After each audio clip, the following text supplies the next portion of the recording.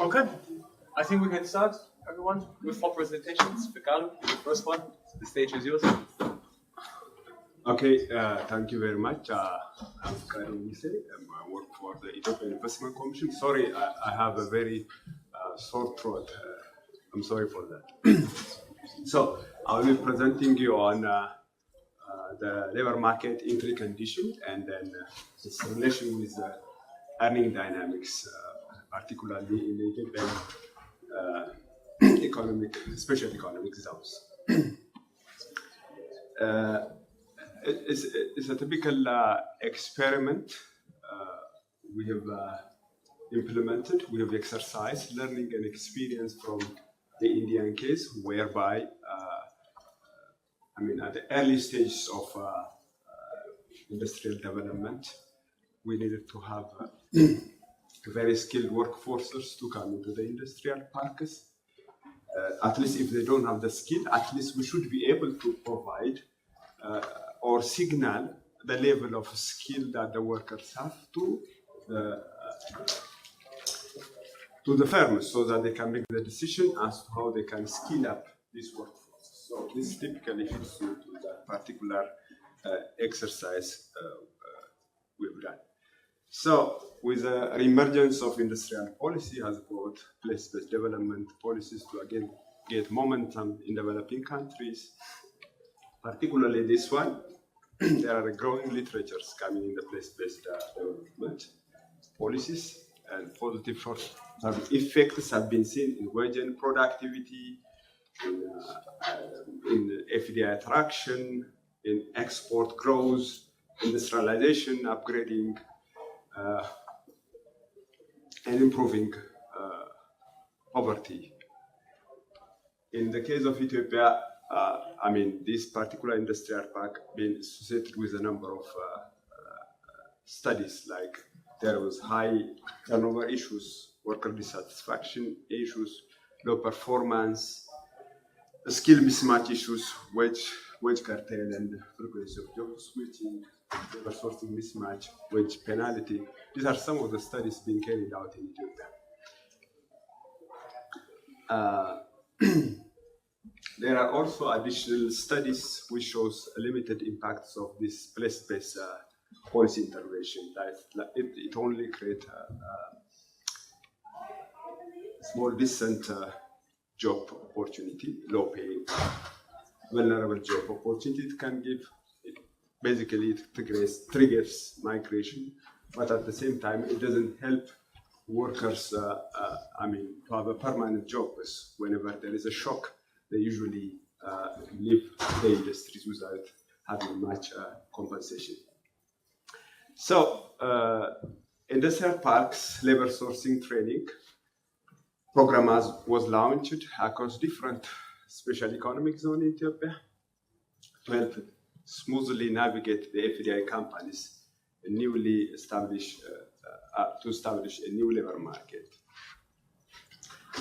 So particularly, I'm referring to developing a modern labor market information system, which I will be talking later in a detail when I give you the context.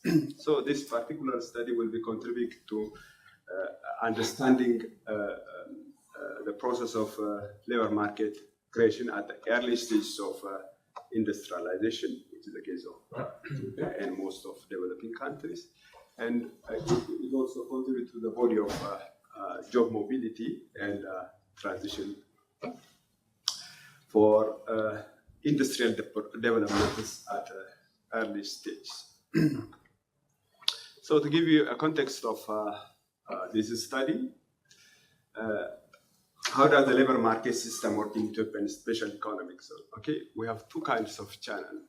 One, there are formal channels which around 65% of the workers being supplied through a government source. There will be a campaign, government will bring all the workforces to the factory, or they carry out a job fair, and there are also workers who walk into the industrial park.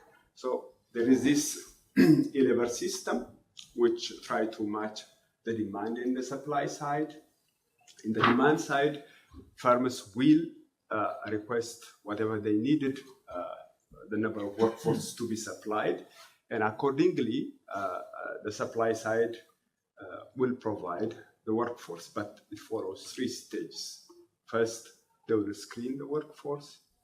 Second, they will grade according to the skill level, and then they randomly allocate the workforces to the firms. So in the screen set, what they do is they verify the skill, the job seekers' skill category. Verification of job skill by whether they fit certain limited characteristics such as age, education, if they have some visual impairment, and provide detailed labor market information on the nature of the job and the number of hours they need to work, or at least the minimum expected compensation that they can get. At the grading stage, once they have got from the catchment area, they brought to the industries at the grading center, where they will be subjected to a bit of exercise to know their skill level. So there would be a dexterity test, motor skill coordination, and aptitude test, basic numeracy and literacy tests. So accordingly, there will be a grading of these workers as if they can, whether they can fit to the stitching or as a quality controller, or they can fit to others. Others refers to packaging, ironing, all kinds of activities they can do in the production line.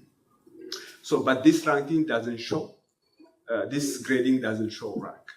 Okay, just simply trying to signal whether these workers are fitting to the stitching or fitting to the quality control and the like. This was what originally been done. So in the allocation stage, once the grading is identified, the workers are randomly allocated. The job seekers will be allocated to the firms without looking their quality of skill. So the rule of the of a random employment opportunity for the job seeker, no chance for the workers to select the initial or the last company they can join. So the system, the E-level system, randomly allocate, but they have a freedom of declining that one and seek for reallocation until they can find their match. But that might not happen. Okay. The employer receive random allocation, job seeker, together with the allocated workforce skill grading result, which might signal the job seeker matching potential for the firms. At the same time, firms are so free to reject if they don't find the workers fitting to them. They are free to reject. So the second channel I will be talking about is the informal channel. Still, there will be government-sourced workers, but they are not passing through the grading system. They can directly go to the firms, or they can come to a referral network or job fair or walk-in. Okay? So these are the two channels which supply or source the workforces to the industrial parks. So to give you a more visual understanding of what I have said, so the allocation, either formal channel or informal channel, they will come. But if they come from a formal channel, there will be skill grading. At the same time, they cannot be also ungraded, okay, for the skill. And the informal channel workers, 100% of them are ungraded. So there is a bit of self-selection there, because some of the workers might decide to join a kind of company through the network they have. So that might create a selection which might bias a random allocation process. So we know those particular workforce and we removed 12% of that particular workforce, which are coming from family ties and walk-in, as well as those coming through the referral channel. So once we have allocated randomly to a grading or non-graded, workers are also allowed to switch whenever they need it. firm, but they have to pass through the grading system. So the research question is how skill grading and its random job matching policy impact the wage. How mismatch triggered through the frequent job. How mismatch triggered frequent job mismatching affect the relation between job matching and wage. And then to look also how the wage formation and labor market policy evolve at early stages of industrialization using this Ethiopian case. So our sampling design, we use multi-stage cluster sampling proportional to the size of the grading policy, treated group and non-treated group workers, and as well as looking into job switcher and non-switcher. So a total of 1,372 workers were sampled.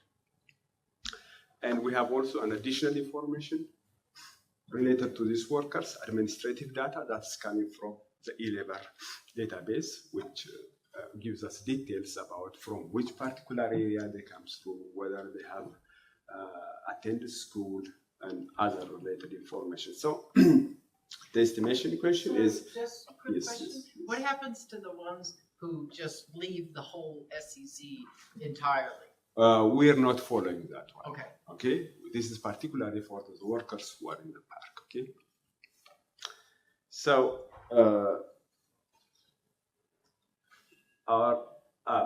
to look at the impacts of grading on the outcome variable wage, we look at that particular values, and after that one, they are also allowed to switch.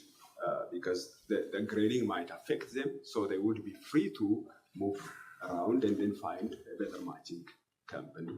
So that is the second interaction that I will be looking, okay? So in terms of our empirical setting, so we use DID estimation, and it fits a typical non-experimental setting. But fulfilling the parallel trend assumption in this context is a bit problematic, but recent development shows that at least relaxing this canonical DID, there is a possibility of at least with the acknowledgements of potential violation of parallel trend assumption to be able to fit the model so that we can reach a better robust results. So for that particular estimation, we use a double robust DID, which can handle with the assumption of controlling some of the variables that can affect pre-treatment assumption, pre-treatment situation. So just to give you a very summary information, the graded workers and ungraded workers, you can see to the left side, there is before and after, which means we have 2 points of data collection that happened between 2019 and 2020. So there is a shift in or an increase in income for both graded and ungraded workers, and at the same time for the switchers also there is an increase in the wage, as you can see. And among the graded workers, just focusing on the graded workers, you can see that non-switchers seems to be higher in wage relatively, tend to be older, and they are less likely to have working experience prior to the industry on the garment sector. And focusing on non-graded workers, switchers and non-switchers, virtually the same, identical in their characteristics, as you can see the one indicated in the blue. So, looking at how the wage works with the age, you see that both hourly wage and age, as well as hourly age with bonus and age, there is an increment of wage with bonus as well as with food subsidy, but it seems that a bit stronger for the one in food subsidy. So let's look at the policy impact. As you can see, the grading policy seems to have a very negative effect on the wages. Those graded workers are penalized between 0.3 to 0.4 log points. So this is also robust for when you check by the double robust DDI estimators. So it seems that a grading policy has a penalty effect on wage. But the impact of this penalty seems to be a bit stronger when non-wage advantages are also included, which means wage subsidy. So as you can see in here, it seems a bit stronger. So suggesting that non-graded workers are matching freely to employing firms, looking into a better providing companies with non-wage advantages. Graded workers are a bit constrained somehow because they can only be randomly allocated to a particular firm. So looking at the heterogeneity, because we have in the grading, you remember we have these different grading. Either there will be as teachers, or there will be quality controls, or there will be some kinds of other categories. You see that in the first one, the first one is about teachers, this is quality control, this is other categories. You see that a considerable heterogeneity. Grading is, in switching, is the lowest here, see, compared to the other one here.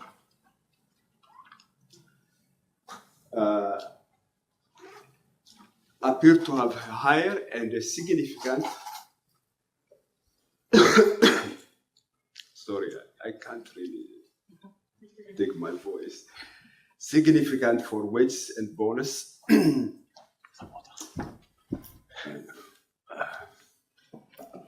So the point is, for teaching workers, there is a significant negative effect, but that effect seems to be stronger for workers in the other categories, particularly when we consider bonuses and subsidies.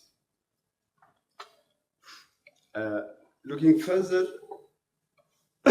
so the question would be, how then workers will be overcoming this wage penalty? So we have said workers are free to switch. So let's look at how this switching or job mobility will result into, does it really result in better income? So can job mobility increase the wages of the worker? Grading policy result in a significant, a positive, as you can see, when they switch their jobs, they immediately improve their income because they can better match to a company which can provide a better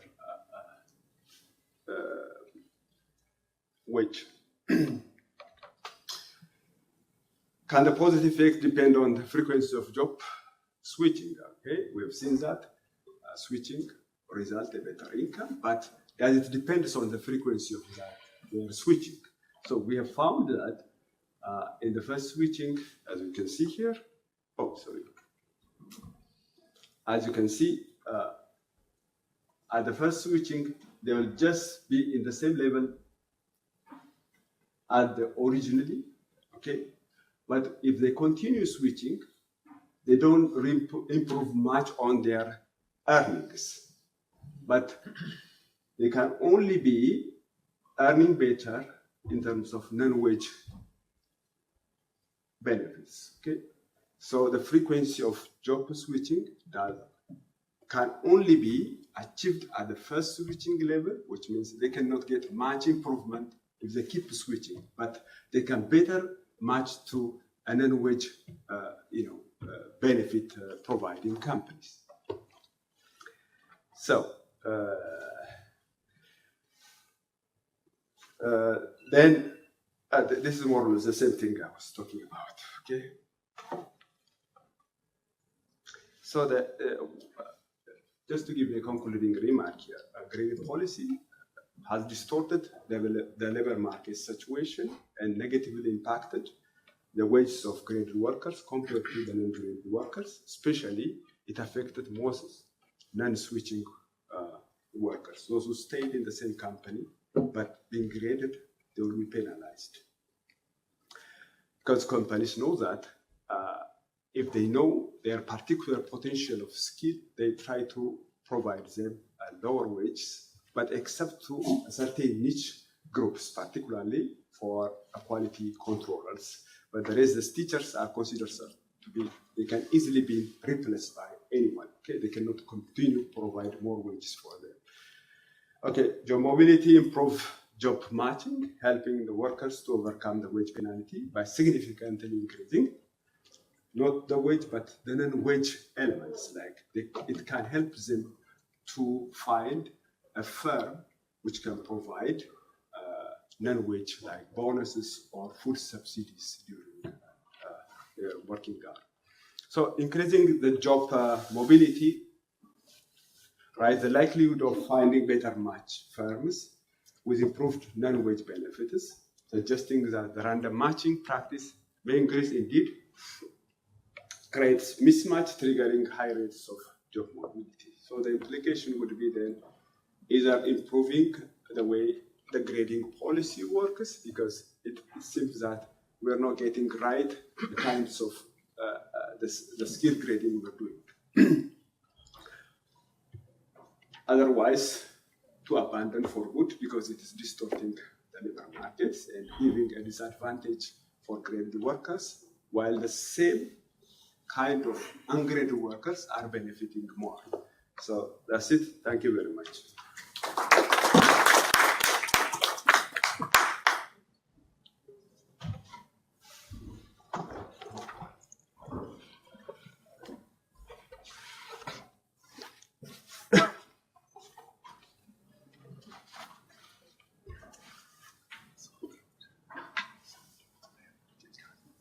Thank you so much for the nice presentation. I have enjoyed reading this paper because it's providing new insights in the wage dynamics and labor mobility in the Ethiopian economic zones. I think it is an underexplored area. And your data set is also comprehensive because it's linking admin and panel data. I just have a few points that I think can improve. So you elaborated that we had grading categories. So there were 3 main grading categories: suing, quality control, and others. So I was wondering, why were these particular categories chosen, and how are they representatives of workers' actual skills? So I think this could also improve this paper. Then looking at the long-term impact. So I realized you were mainly focusing on the short-term wage outcomes and mobility, but how does that show in the long-term impacts of this job switching and career development for these workers? I see you also mentioned the informal channels dynamics, but you didn't really go deep to analyze how this informal and the formal compare in the efficiency and equity. Employers' role. So these employers, they are only receiving these workers, but how does this affect how the grade system also take into consideration the employer's perspectives? I see you also touched on the policy recommendations, but in the paper I have not seen that. Then on the heterogeneity of the impact, you touched some parts of that, but I think you could go further and look at gender differences or whether urban versus urban employees. And you could also compare this policy to other countries that are doing similar grading policy. Thank you.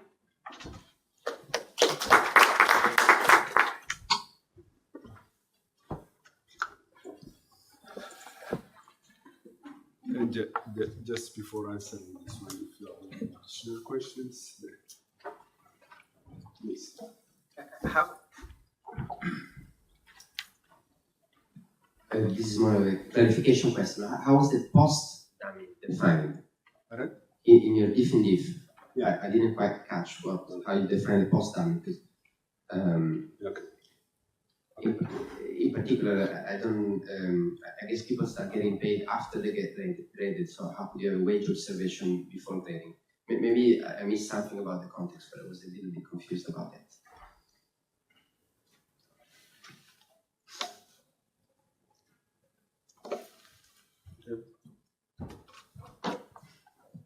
I would just second one point that was made by the discussant, which is the employer's perspective. So I think your results are a bit counterintuitive. So one would rather expect that graded workers are paid more, since firms don't need to go through the effort, finding the right position for a certain worker.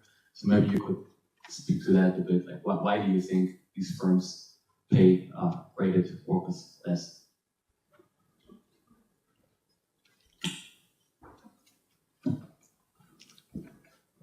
And following up on Louis' points on the people who actually leave the park, I know kind of they're not in your panel data, but maybe kind of from the admin data, maybe you can kind of at least show us if like graded workers and non-graded workers are differentially likely to leave the park, and just discuss those dynamics a bit, because from my experience, a substantial fraction will actually leave the park. And it might well be that any kind of advantage in screening, like you would actually see if informal workers are worse fit, they might just leave the park more, or reversely as well. So just discussing the leaving rates would be very important, I think.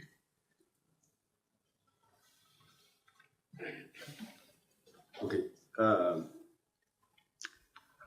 Thank you very much for the comments and area of suggestion to improve. I feel like I have to react on one of the point you've already raised. The role of employers in the grading. Okay, originally, when the grading, parameters are set, it was based on the inputs that are coming from the firms. Okay, different companies, they indicated their a kind of parameters that they wanted to identify in the workers. So accordingly, it was established. But once that is identified, instead of really using that parameters to distinguish the workers, they tend to use it more for the wage factors than really helping the workers to know their gaps in their skill, and then providing them upskilling activities. So because once they identified, they started to abandon that one, and then they start from scratch on their own line, on their own different mechanisms, and creating a synergy whereby they can utilize the common grading activities. So they, in fact, I would say they somehow use it for a wrong purpose than actually helping the workers to skill up.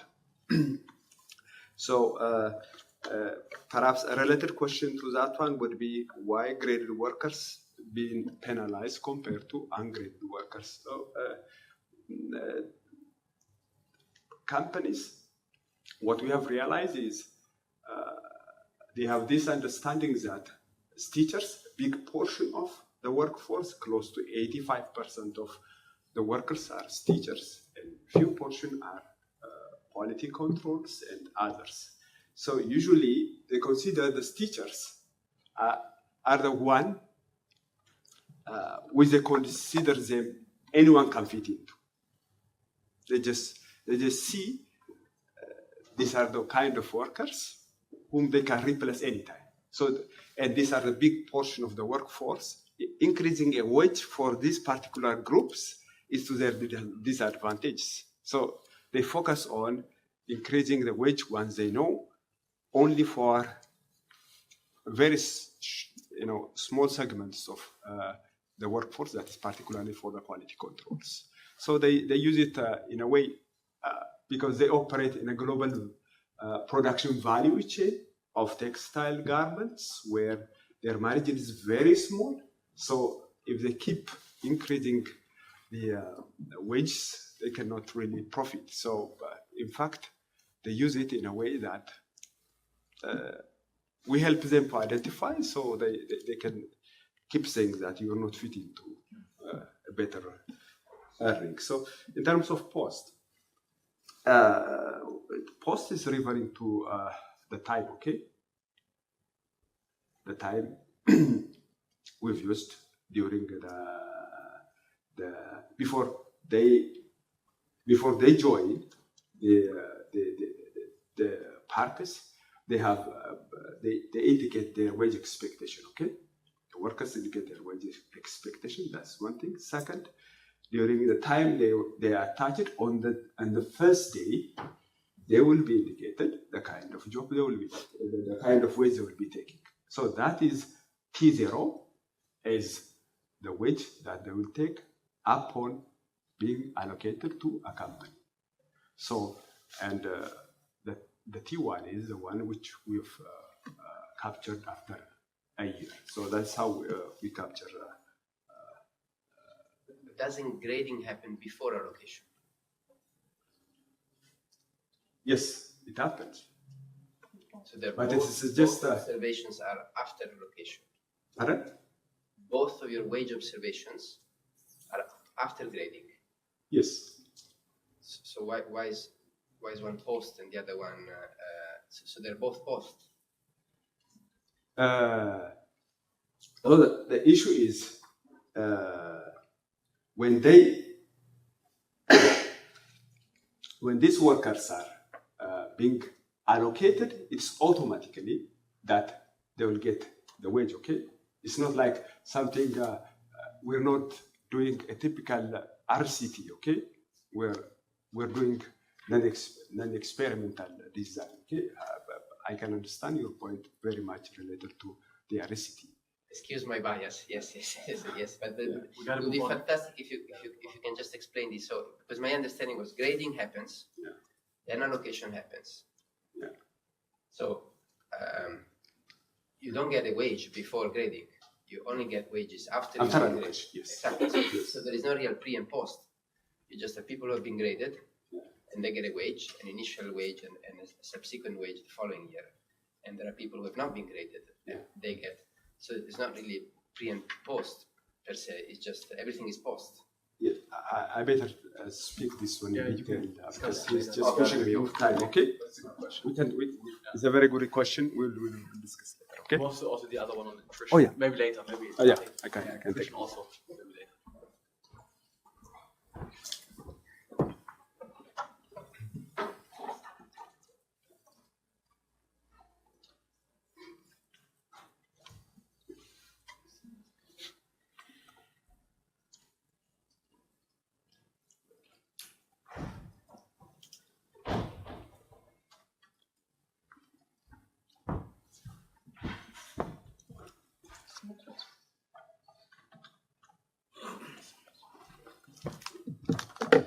Good morning, everyone. My name is Fadzayi Chingwere. Thank you all for coming, and I am going to be presenting a paper on donations and tax incentives, evidence from South Africa. It's a joint work by some people from University of Pretoria and Witte. Many countries, they implement tax incentives mainly to encourage people to donate to donate to different organizations, and they do that as in a form of tax credit, or they make a deduction in taxable income. And these incentives, they are mainly to encourage people to donate to public benefit organizations. So it is important for us to see if these incentives are effective, because they help to shape governmental policy. So there's some studies on the tax price elasticity of donations that have been done, and they've been producing conflicting results. Some studies that have been done far back have estimated tax price elasticity of donations to be around minus 1.5, and when others accounted for heterogeneity, they found much lower elasticities. So our main research question is to see if individuals are donating mainly because of these tax incentives or they are donating out of their own goodwill. But if they're donating because of tax incentives, what is the tax price elasticity of donations? So we're making a few contributions in our study. We are calculating the tax price elasticities, and we then go further to calculate these elasticities in terms of different demographic groups like gender, age, and income percentiles. And the literature that was initiated by Sees and Chetty, we are using that and also developing to calculate these tax price elasticities on caps that are created by, on key points that are created by a maximum deduction that a person can get when they donate to these organizations. We are also contributing to the literature on donations tax incentives in the developing country context, because most of the research has been done on developed countries, but we believe that this does not truly reflect developing countries, because the developing countries have some severe economic challenges that influence the willingness of people to donate. And also there are some cultural norms that prioritize some other factors over tax benefits that comes with donations. And in developing countries, there are also less developed tax systems that may hinder the effectiveness of these policies. Just to give you some detail on the policy, this policy in South Africa. So it was developed since 1998, and there were some changes that were made over time. So in 1998, that's when they created the organization called Non-Profit Organization Act. And in 2000, they just made some changes in terms of the eligibility criteria of the entities that can be that can fall under the national non-profit organizations. Then in 2001, that is when they introduced the public benefit organizations, and these were mandated to carry their activities in a non-profit manner, and they cover welfare areas such as health, healthcare, education, etc. So if an individual donates to a public benefit organization, they get a tax deduction certificate called Section 18A, which they can take to the South African Revenue Service to claim a deduction. So there were some changes that were made. So initially, if a person gets this Section 18A tax deduction certificate, they were allowed to deduct to a maximum of 10% of their taxable income. And any amount that is above 10% could not be used anyway. It could be lost. They could not use it as a deduction. Then in 2013, they allowed any deductions that are above 10% to be rolled over to the subsequent years. So to just give you an example of what this means, so it's a tax statement for an individual. So for example, in 2015, that person was getting 200,000 rand per year. So the maximum allowable potential deduction in 2015 was going to be 10%, which is 20,000. So for example, that person donates 35,000, which means in that particular year, 2015, they can only claim a deduction of 20. Then the remainder will be carried over to 2016. That's why we have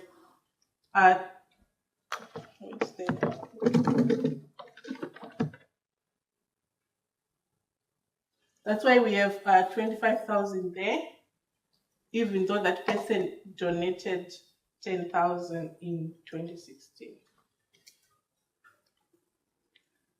So to use our study used the individual data from the South African tax administrative data.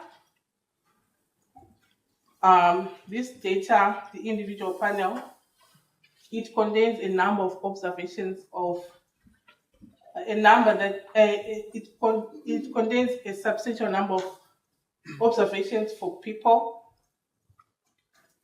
and it is created by combining payroll and personal income tax.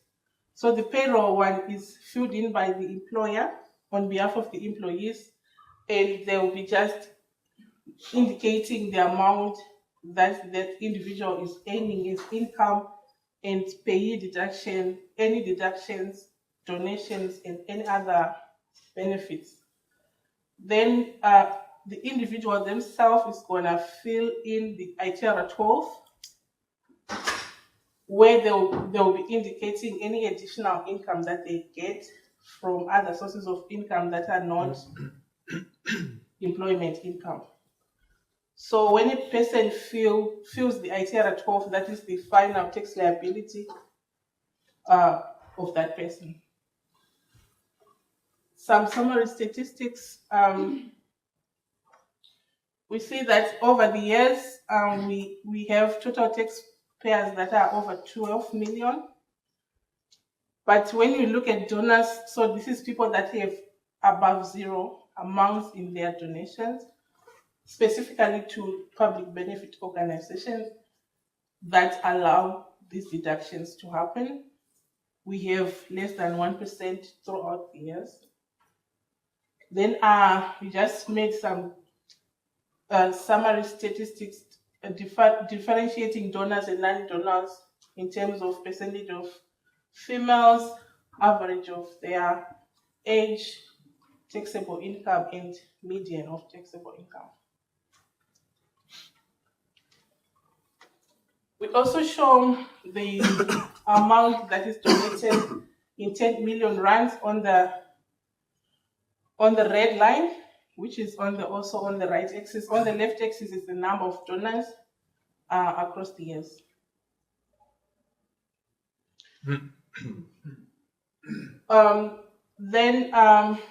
Remember we said a person could claim up to a maximum of 10% of their taxable income.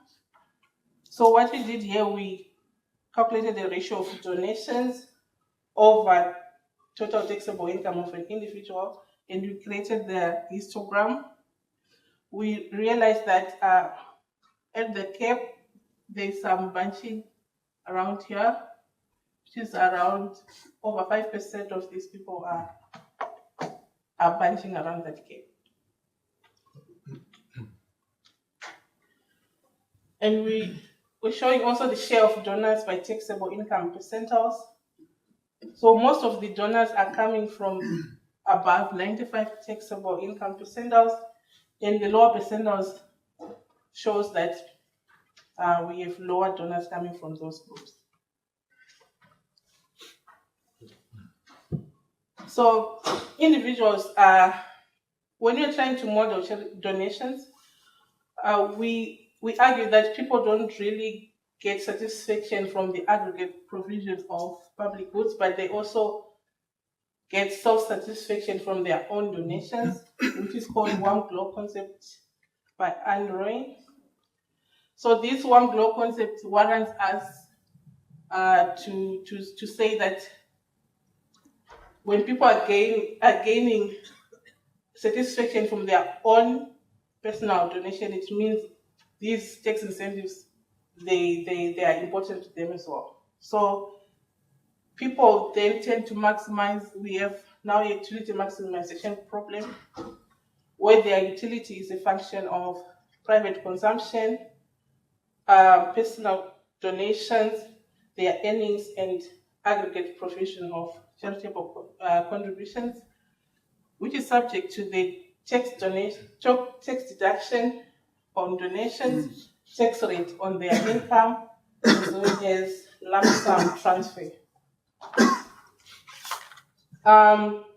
Donations, we say they are capped at 10%, and this cap creates a kink above which donations that are above that kink cannot be deducted.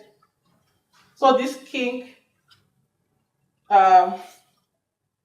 we create it as a ratio of donation to taxable income. So according to Chetty, we fix a polynomial to observe a distribution of income, and then we exclude some bins that are around the kink point for us to estimate a counterfactual polynomial distribution. So our equation is going to be a function of donations that are below the kink point and those that are above, and then we exclude some bins around the kink point.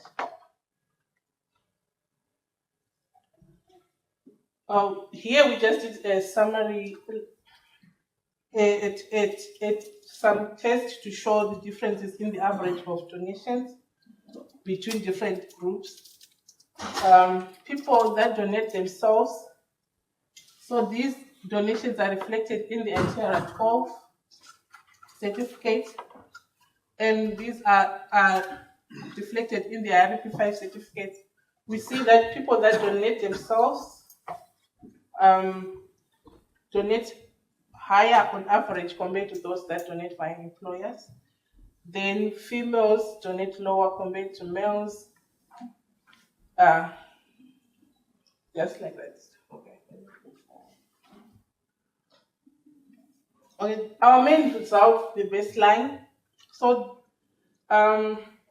what we did is we calculated the distribution of donations over taxable income, and it is shown on the x-axis. So we made the bins to reflect 0.2% of that ratio, such that when you get to 50%, this is reflecting the 10% cap. And then we estimated the counterfactual distribution, the red line, in which we remove some bins around the kink point, such that the difference between the blue line and the red line on the kink point will show us the estimate of bunching. And the bunching estimate we got here is 97.39. When we include the marginal tax rate of income before and after the kink point, we calculate the price tax elasticity of donations of minus 1.9.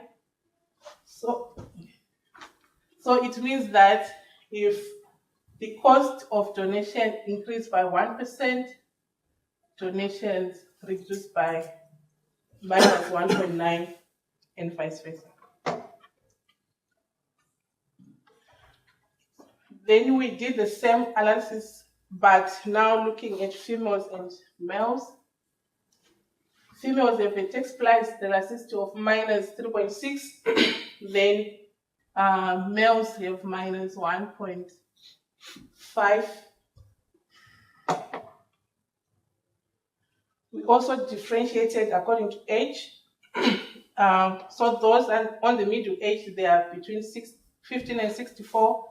Then 65 plus, we see that those that are in the middle age, they have a negative, but we find a positive elasticity on the old age. So our explanation was that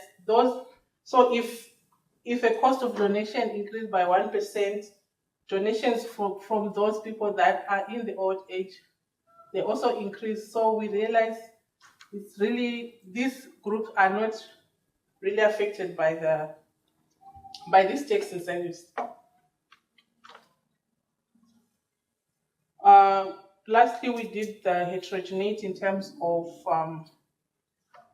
taxable income percentiles. So those that are below 50 percentiles and above 50, we found negative and also positive on the, slightly positive on the 50 to 59 percentile.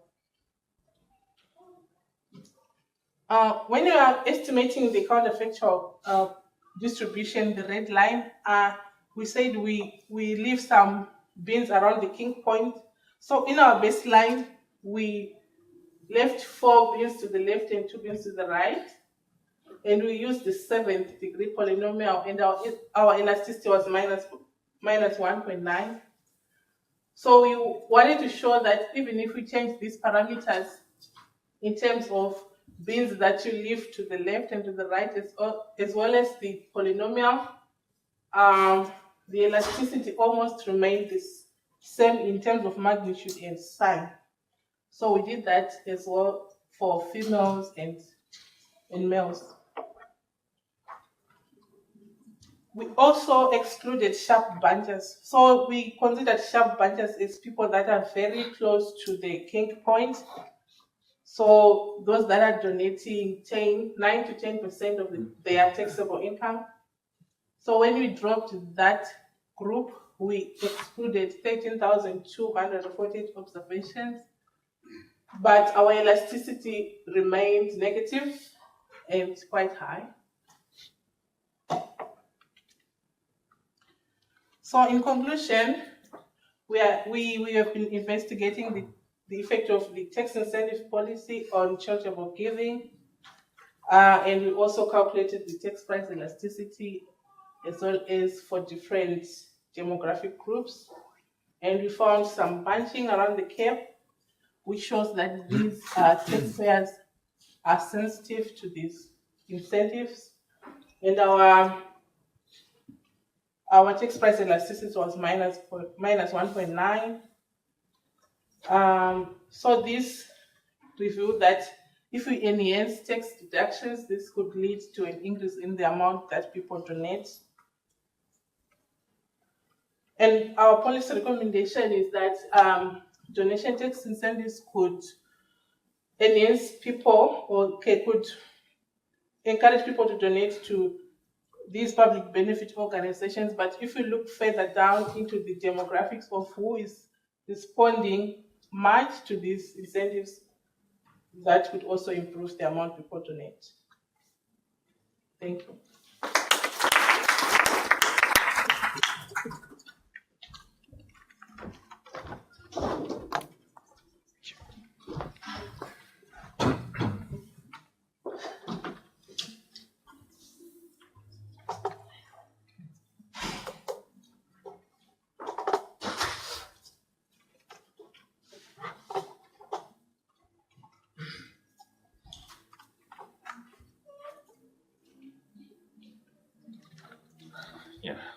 Thank you so much for your presentation and for giving me the chance to read this very interesting paper. And I think I've rarely read a paper where you can see the main takeaway already so clearly in the raw data when it is plotted. So that was a very striking pattern. It's very cool to see that from, I guess, if you have access to the universe of text data, that's what you can see. It's very nice. So in my own words, just how I would describe what you guys are doing is you look at whether tax incentives in the South African tax code affect what share, what proportion of their income South Africans donate to these public beneficiary organizations. And you do this, in some different ways. You simply look at the raw data, and there's already a smoking gun there, but then also you estimate a bunch of bunching estimators there, and it lines up.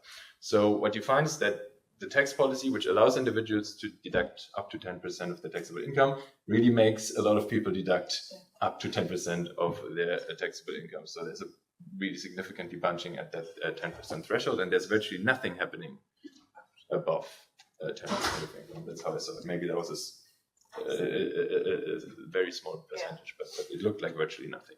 And then you also estimate heterogeneity by gender, age, and wealth, which I guess the data, these are the dimensions that the data allow you to estimate. I was given the context, I was kind of expecting to also see heterogeneity by ethnicity, but I guess that's nothing that you have in the data. Yeah. Otherwise, you would have done it. So it's anonymized. It's So yeah. yeah, they leave out a lot of demographics. Yeah. Well, yeah. So I'm just going to keep it brief and focus on a few main comments, and like share more details with you later. But the main thing I grappled with, and you're very transparent about that in the paper as well, which I really liked, is that in the end of the day, do we know whether people do not donate anything more than 10%, or do they not report it in the data, right? Because for them, in some sense, there is no benefit in reporting additional donations in the data because they can't get any additional tax deductions from it. So in principle, it would be possible that a person donated more, but forget about it in the data. Now that I saw your presentation, I thought maybe one way of getting around this using the, the fact that you've got many years of data, using the fact that, I don't know what's it called, the carrying over policy, where you've got some leftover donations from the previous year, you push it into the next year. I think there's more that you can do about this, which allows you to potentially a little bit separate whether people do not just don't report the excess donations or whether there's something like that. And I think my second comment relates to your motivation at the beginning that you mentioned when you said you also want to find out if people sort of donate for altruistic motives, warm glow, these things, or whether they just want to maximize their tax advantages here. So I think getting the first bullet point right is also crucial to just a little bit speak more to the second question. Are we crowding out altruistic motives, or is there no tension here? Another crowding out question that came to my mind, which I didn't see discussed a lot, was to what extent are these donations crowding out simply the government getting more tax money and then providing public goods for its citizens. So of course it's not precisely something you can do with the data at hand, but I would have appreciated a small paragraph on that in the conclusion section, maybe to say the crowding out is not just within individuals, but also crowding out where the individual money goes to organizations versus the government. I guess I'm going to make two more comments. I see that my bullet point didn't make it there. The first one is about your estimate of the elasticity, which is almost minus 2%, right? So if the cost of donation increased by 1%, the donations go down by minus 2%. I think given the literature that you cite, that is extremely high, or low in that sense. In the absolute sense, it's very high, that elasticity. So I'd appreciate a bit more of discussion around why you think it's so high. Is it the specific context? And what are the implications of the fact that it's so high? So would it be a good idea to increase that 10% threshold further or not? Again, this is part for your discussion or reflection section at the end. It's not for the results. And then lastly, again, some reflections. So people who benefit from these tax benefits, and you've shown this in your pie charts, are mostly very rich people, right? I think a lot of the donations come from people at the 95th percentile of income or above. Whereas in South Africa, everywhere these are very few people, but in South Africa in particular, we know it's a very unequal country where the vast majority of population, I guess the majority of the population wouldn't even necessarily have a formal income with a formally registered employer where you even get income statements of these sorts. So some reflection about how this policy crowds out the money of the very rich people from government funding towards public benefit organizations that might be more or less vetted in their public benefit would be interesting as well. All right, but I keep it there, and thank you very much for this very interesting paper. Thank you so much. Maybe we can collect a few more questions and then you can respond to all of them. Thank you.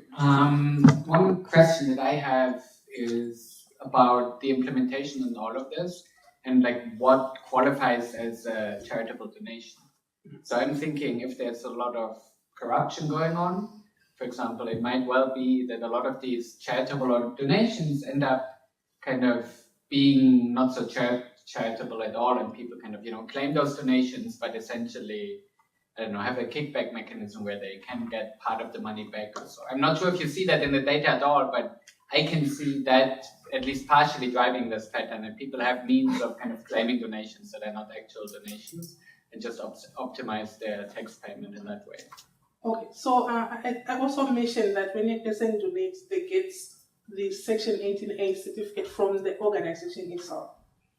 So they use that certificate then to go to South African Revenue Service to claim for the deduction. I think my question is, how reliable are these organizations who can issue those certificates? So you're implying there might be a possibility of them giving this certificate even if there was no donation made? Or they then spend the money, there's a kickback. I don't know. Yeah, I have no way to find that data. Thank you so much. If there's no more questions, then feel free to respond to some of Marc's questions or remarks, if you like. I'll talk to you. Okay. Yeah. Thank you so much. Any more questions? If no, then we'll proceed to the next presentation.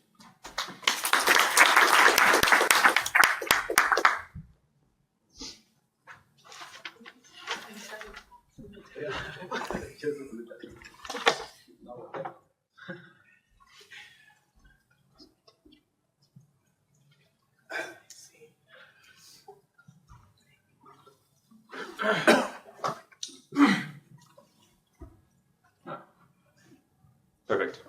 All right. Thanks everybody for staying along to this session. We're almost reaching the end of the conference, but not quite yet.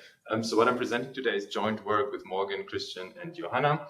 And in a nutshell, this project is about what happens to job search in an urban context in a poor developing country if we empower the public employment services to give vacancies to job seekers in a more efficient way.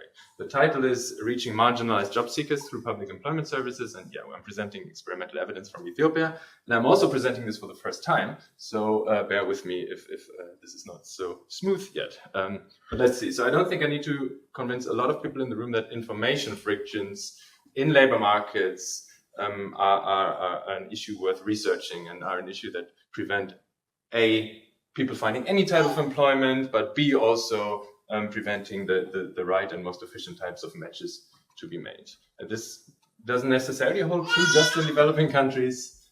My daughter seems to agree with me. But this is something that might be exacerbated in developing countries where these frictions tend to be larger.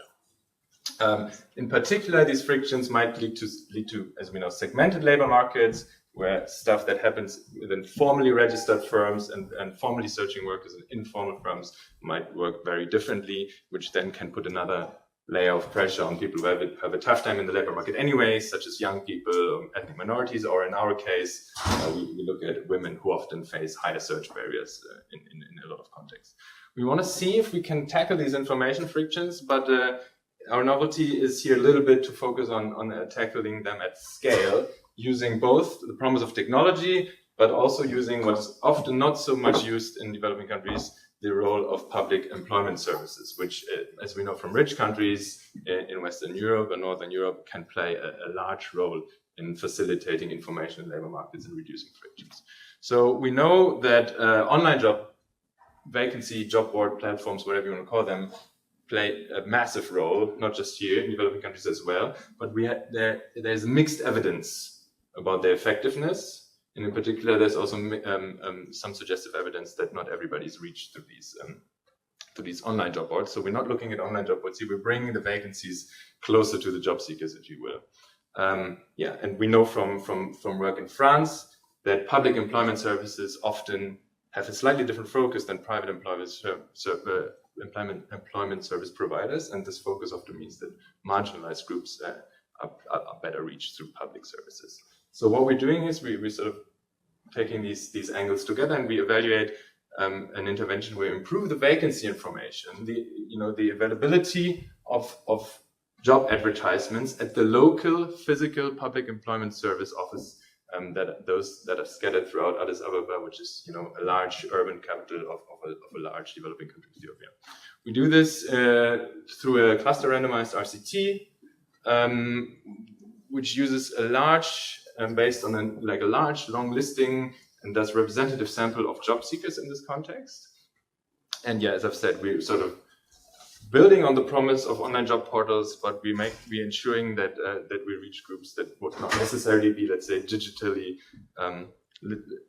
have enough digital literacy to make use of these boards fully. I'm already foreshadowing here some of the results, and one crucial split is that we're looking at results for women, in particular those with low skills, and the rest of the sample separately. I'm going to motivate this a little bit further, but already to say that we find these heterogeneous results quite strongly. So what we find is that the fact that we bring vacancies closer to job seekers, to their local employment office, impacts positively only the most disadvantaged job seekers in our context. So lower skilled women, I'm going to tell you how we define lower skill in a bit, they report that they search for jobs more and that they found better employment opportunities afterwards. So they increased the number of job applications they made, the number of job offers they received, they transit from household, type of casual work in the household towards paid employment, and we also see that they report an increase in earnings. Which seems nice at this point, and we're happy about this. So straightforward idea was, okay, all of this is happening because of our intervention where we provide these vacancy booklets to the local employment offices.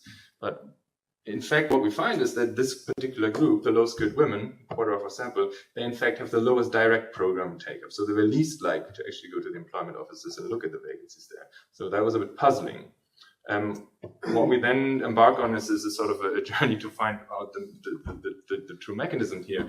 What we've at this point converging on is that it looks like the mechanisms, the impacts have been mediated by not just your own search, but the role that the social network and the neighborhood around you plays in this search. And I'm going to dig into that a bit more deeper. So these personal networks seem to play an important role. We have some evidence from qualitative interviews that we did with people afterwards where they pointed us towards these potential mechanisms.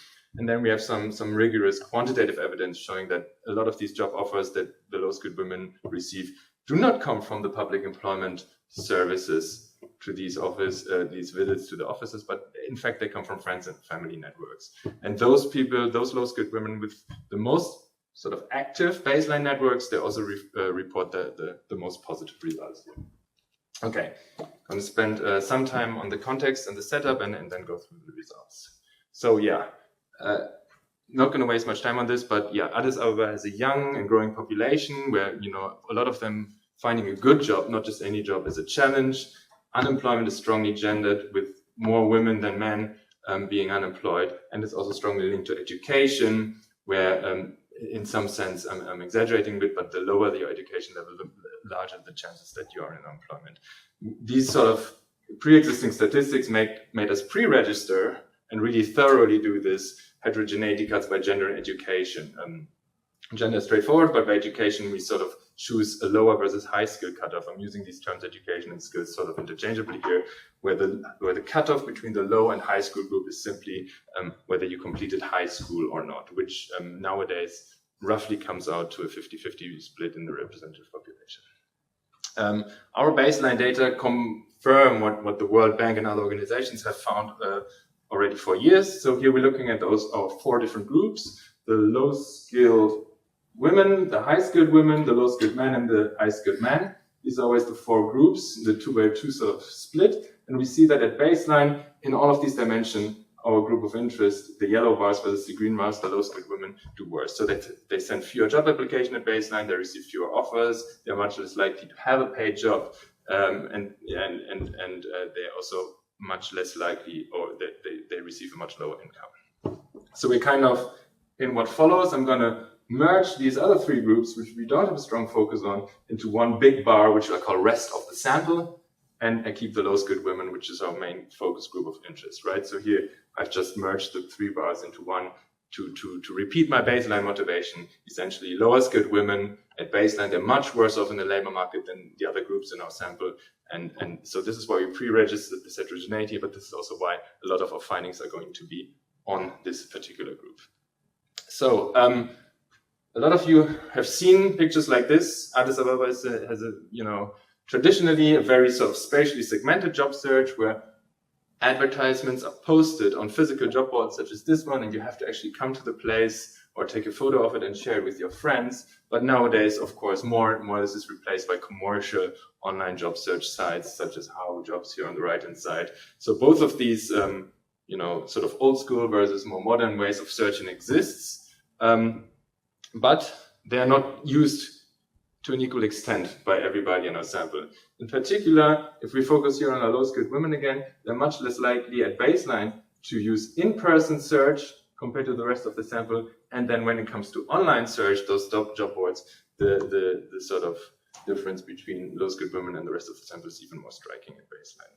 And even you might think that difference in in-person search is not so striking. Actually, if we dig a little bit deeper, we find that low-skilled women, if they search in person, they have a much more narrow search radius compared to the rest of the sample. So I hope I've convinced you enough that there's really something different going on for this particularly vulnerable group of low-skilled women compared to job seekers, and why we might find something new for these people.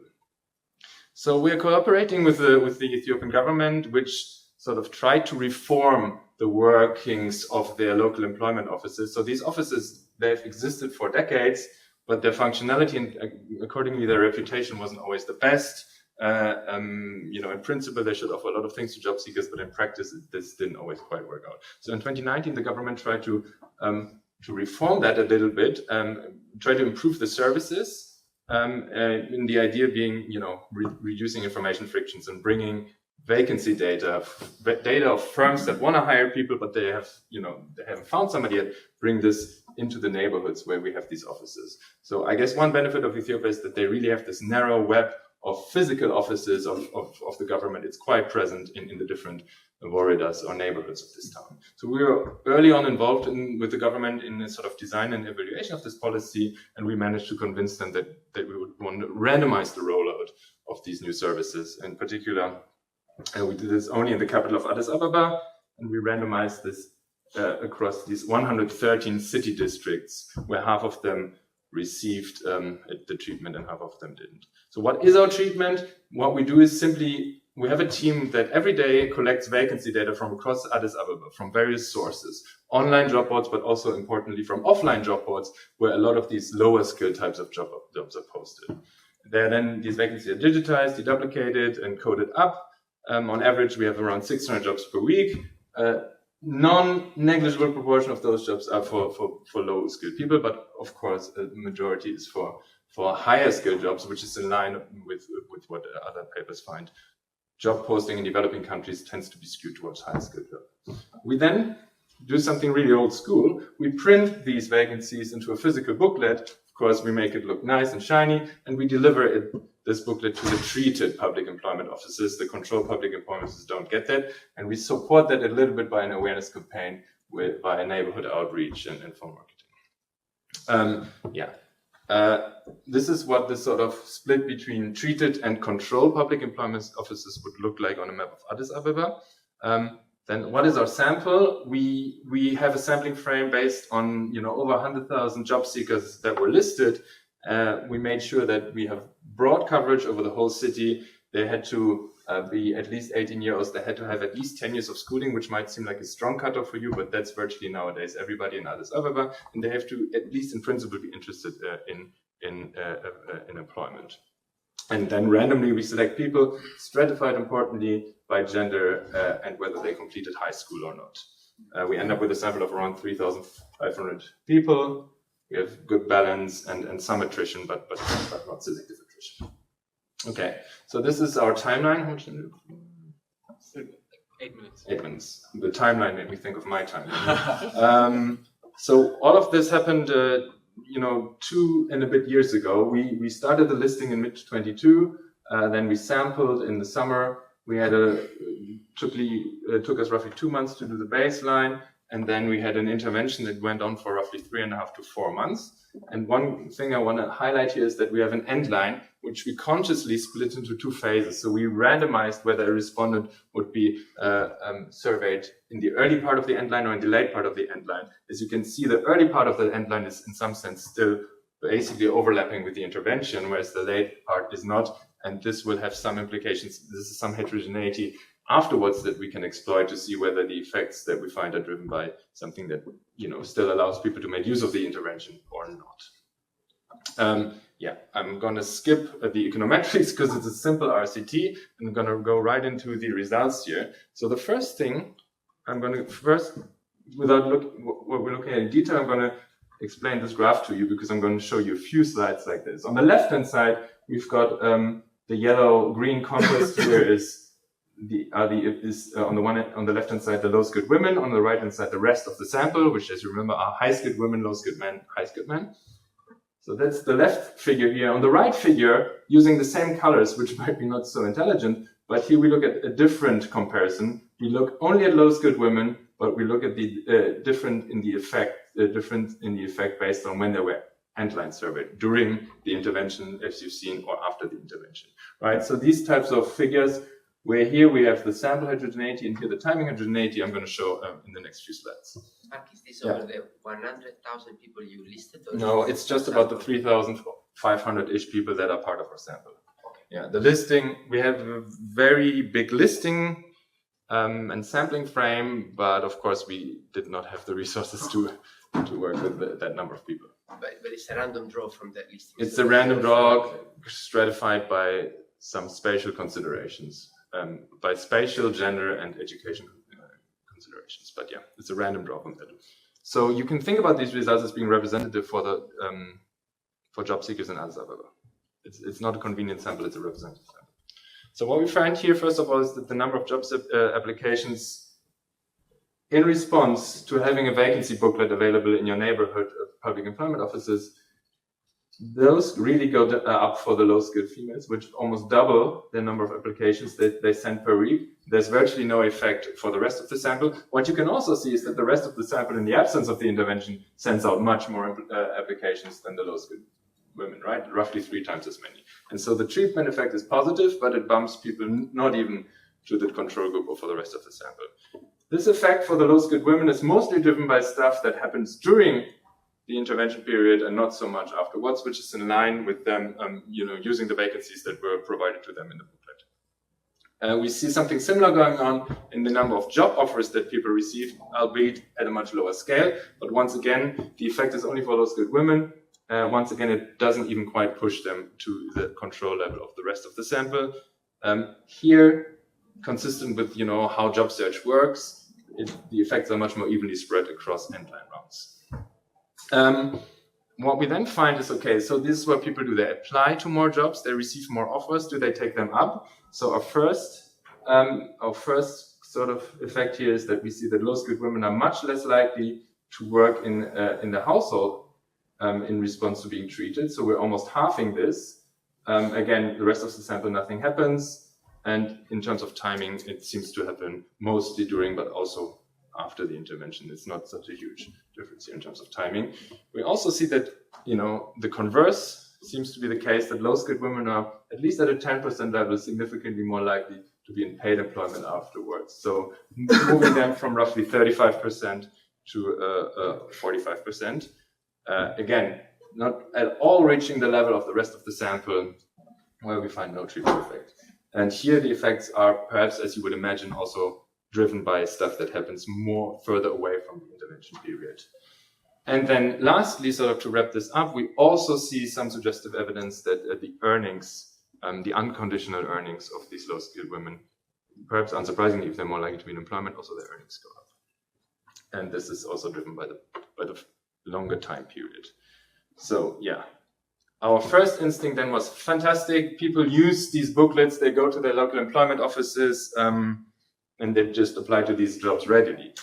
This is not what's happened, right? So in terms of the take-up of the intervention, it was actually rather disappointing. There are, first of all, if anything, the differences are such that the rest of the sample makes use of these opportunities more than the low-skilled women, but also take-up in general was really low. So we talk about 10 to 20% take-up in the treatment groups here, and nearly not everybody in our sample actually made use of these booklets.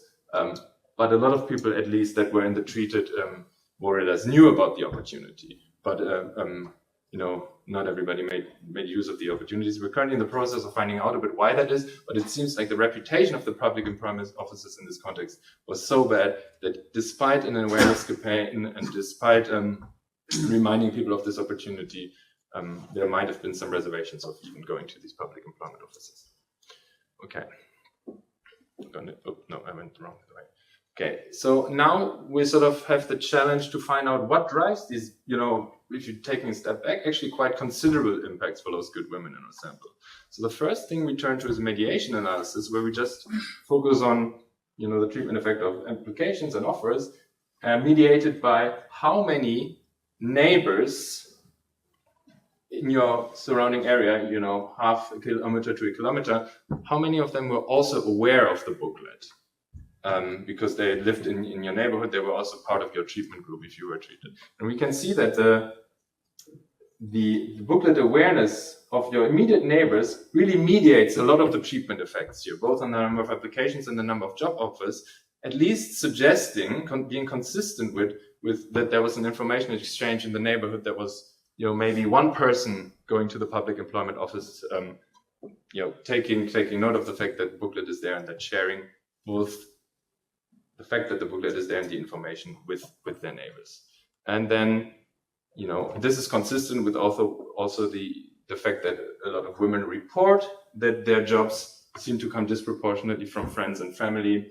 And lastly, this is consistent with the idea that women who live in more actively searching baseline neighborhoods, they are the ones that experience the biggest treatment impacts here. For example, here we can look at the number of other job seekers in their enumeration area, which is kind of like the local neighborhood they're living in. The blue line is the treated, the red line the control mean, and we can see that the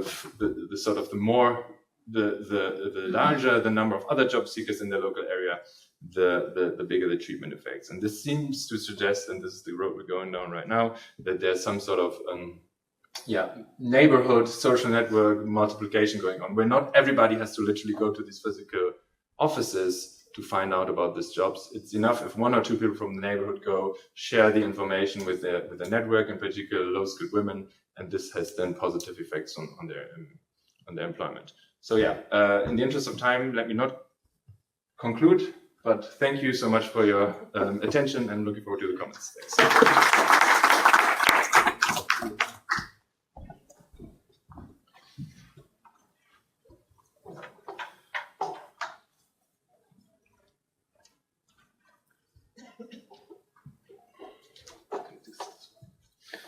Okay. Yeah, thanks, Marc, for this very interesting presentation and paper. So let me also not summarize the findings again. I think they're still very well present. So I've structured my my feedback along 5 points. But first of all, I really liked the paper. I think it's a relevant research question. It's really nice that you partnered up with the government to implement that project. Congrats on that. So the first point, it's like more conceptual point. So much of your paper is focused on gender, right? And that's why I thought, okay, why not mentioning that in the title as well? I mean, you have the marginalized, so the low-skilled aspect is covered, but I think you could put that in the title as well. And then you also spent quite a lot of time actually citing evidence on why information frictions matter, but I think you could just add a few more sentences on why in Ethiopia specifically that is an important aspect to look at. Getting to the experimental design, so you stratify by education level and gender, and I was wondering why not by age, right? So your focus is on young adults. So why didn't you include that in as one of your stratification criteria?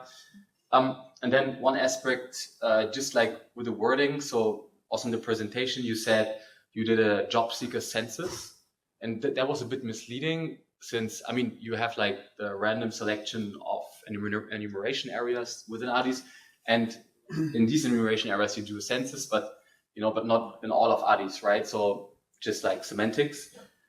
On the sample and the descriptives, so there were a number of things that you now also mentioned during the presentation that were not in the paper, but I think in the revised version, which is now available, that is included as in the presentation. So the number of public employment offices and in the treated districts, so the average number, the total number, that was not in the paper, but now you got it. And then also a bit more information on the actual occupation. So what do these women actually do? I mean, many of them work in household businesses, so it's pretty clear. But I think you could at least like add, let's say, one-digit ISCO occupation categories into your descriptive tables, especially since you see a shift, right, in occupations from household-based employment towards so unpaid employment towards wage employment and private sector in the private businesses. And so I think this would be very valuable. And then I was wondering how you actually define a usage of an application to vacancy in the booklet. So what is actually the usage of a booklet? Application, of course, to vacancy is pretty much obvious. But I was wondering whether the distinction really matters a lot. I mean, you see the differences in the responses, like in the share of individuals who either use or apply using the booklet, but that was not so clear to me. And then on the intervention itself, so I was a bit surprised that I think 72% of the individuals in treated districts were actually aware of the booklet. And now you mentioned, I mean, it became a bit more clear during the presentation because you said there were also concurrent awareness campaigns, right, where individuals were called. And I think I didn't read that in the paper. So that may explain it, because otherwise I was wondering, okay, how do I now, living in this big city, you know, do people actually often visit these job centers, or is there a schedule for them, or how does it actually work? How do they get aware of it? But probably it's because of that. And so I was also interested to know, okay, what percentage of individuals did actually visit a job center during? Probably you have information on that. And then, I mean, as the final point here, probably that like you had these awareness campaigns, and then, yeah. So and then the point that's more like where you discussed the intervention, you had the, now you did it in a different way than in the paper. Now you discussed it after presenting the rest. I think it did make a bit more sense, right? Before you had first like the results on the intervention, and you showed, okay, there was a lot of awareness, but little usage, but then again, high impacts. And I was like, okay, this is not the right order. And I liked it more how you did it now. I think also in the paper for consistency, I'm not so sure if you really need to show maybe the appendix, the descriptives on low and high skilled males, right? So your focus, I think now how you did it now was pretty much fine, right? That you group everything together, like in the low skill women sample, and then the rest of the sample. But maybe having these also the text on your elaborations on what you see for low and high skilled males. I think this shouldn't be too much space in the paper. So I was also wondering what these individuals actually learned from the booklet. So were there any surprises? Because I mean, you find that low-skilled women apply to other types of jobs, right? So they raised the expectations. And so was it that they read the booklet and then I thought, oh, that's really, so I was wondering, was there a surprise on part of the low-skilled job seekers that they now were presently surprised that there is in fact a number of high-skilled jobs that they could apply to and maybe get a chance of getting. So, which brings me to the final point, the results. So the results are given that very few actually use and apply to vacancy in the booklet. The results are a bit surprising. I mean, you mentioned it, right? So there's a large effect on the likelihood of receiving a job and of receiving a job.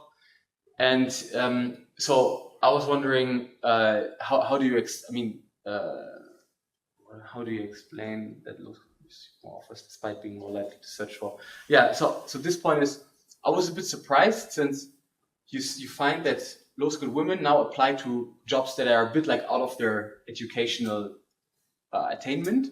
And so the expectation would rather be that you would see less success, right? Because they apply to jobs for which they actually don't have the qualification for. So that I think you would need to explain why they are successful in applying to these jobs that are actually that demand higher skills. And and then you discussed your mechanism. You suggest that they hear about these vacancies from the immediate neighbors, and that's the transmission channel. And I was wondering, so on the one hand, why should they?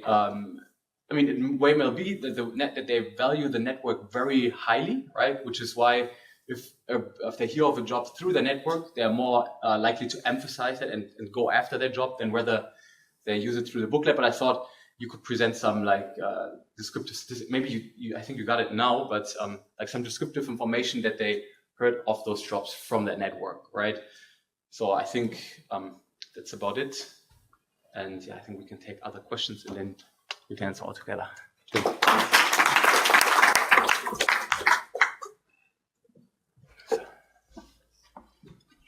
You wanted to introduce that? No, I think we just. Cool. Thank you, Marc. Yeah, I really enjoyed that and had the pleasure of actually Christian presenting it a few weeks ago. And of course, I enjoy your version more. But I have and I kind of had the same somewhat question. I know it's like the question Marc you had over the position. It's positional around like low-skilled women, low-educated women. And I think like there are a lot of highly educated people in this room, but probably not. I'd probably push back that there's a lot of highly skilled people in this room. So I think I just struggle a little bit with that connection, I suppose, since you're kind of measuring on education, but then, on the inverse, I know a lot of low-educated and very highly skilled people. So it's positional, but I think it's important to clarify if possible. Thank you.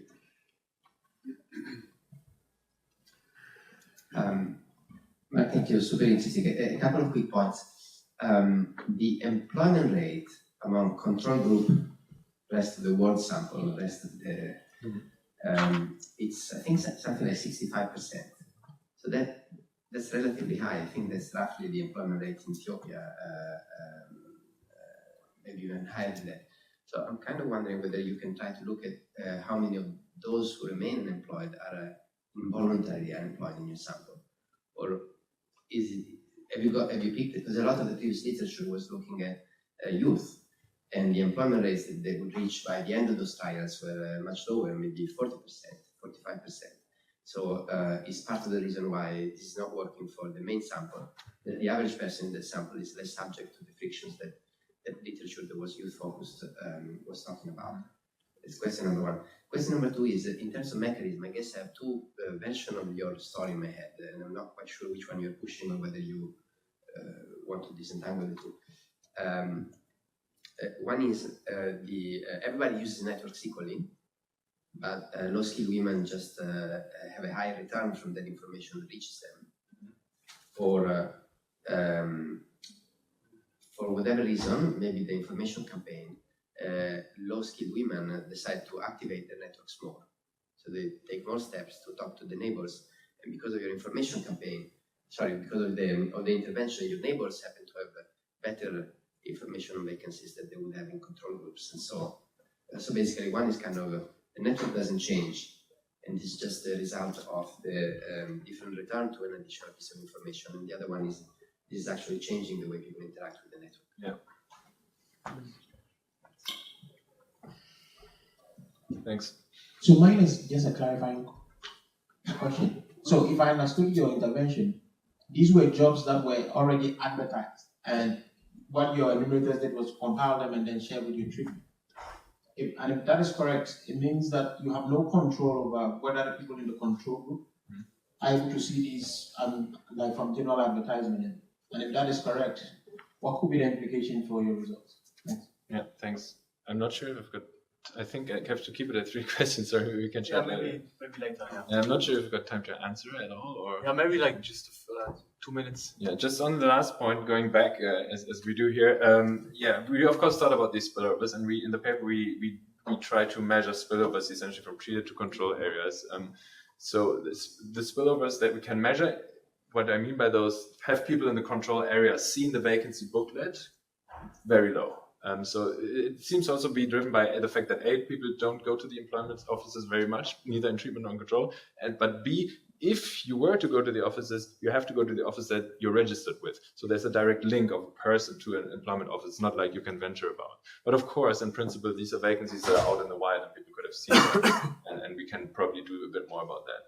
Stefano, thanks for these comments. I wish we can definitely say something about this, whether it's a network change or network is stable, but you use it more. We haven't looked at this yet, but at baseline, low-skilled women already use network social context quite a bit for search. So I would be intuitively, I would imagine that its network is stable, it's more activated. But we'll look into this more.